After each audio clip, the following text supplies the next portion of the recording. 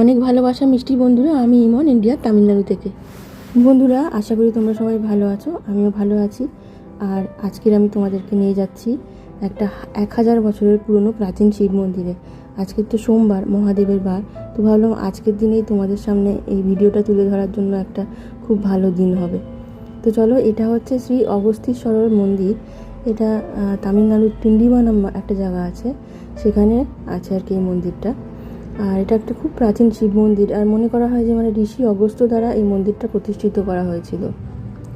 তো এখানে মহাদেব অগস্তীশ্বর রূপে পরিচিত হন বা পূজিতও হন, ঠিক আছে। আর মন্দিরটা এত সুন্দরভাবে বানানো, তার স্থাপত্য, তার আধ্যাত্মিক পরিবেশ, সেটা ভক্তদের মন প্রাণ সব কিছু আকৃষ্ট করে।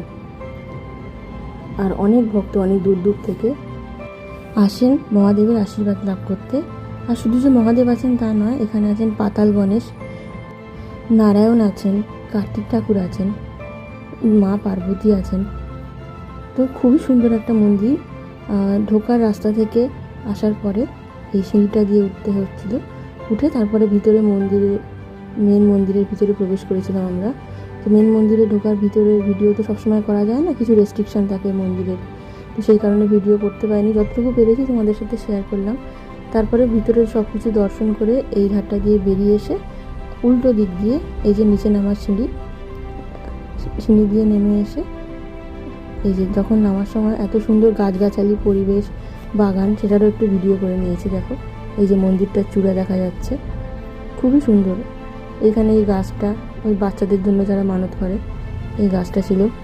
সেদিন বৃষ্টি হয়েছিল, এই জন্য মাটিটা একটু ভেজা লাগছিল। রাত্রিবেলা তো যতটা পেরেছি আমি ভিডিওতে ক্যাপচার করার চেষ্টা করেছি তোমাদের জন্য। এই যে মা পার্বতী আর মহাদেব বসে আছেন, কত সুন্দর দেখতে লাগছে না?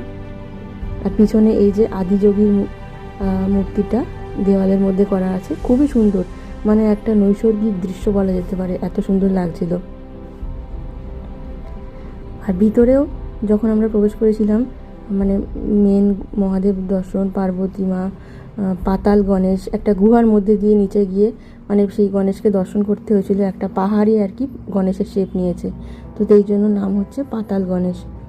এছাড়া নারায়ণ ছিলেন, কার্তিক ঠাকুর ছিলেন।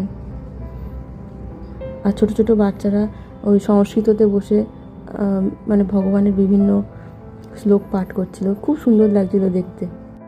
পৌরাণিক কাহিনী হিসেবে জানা যায় আর কি যে ঋষি অগস্ত্য এখানে এসে মহাদেবের পুজো করেছিলেন।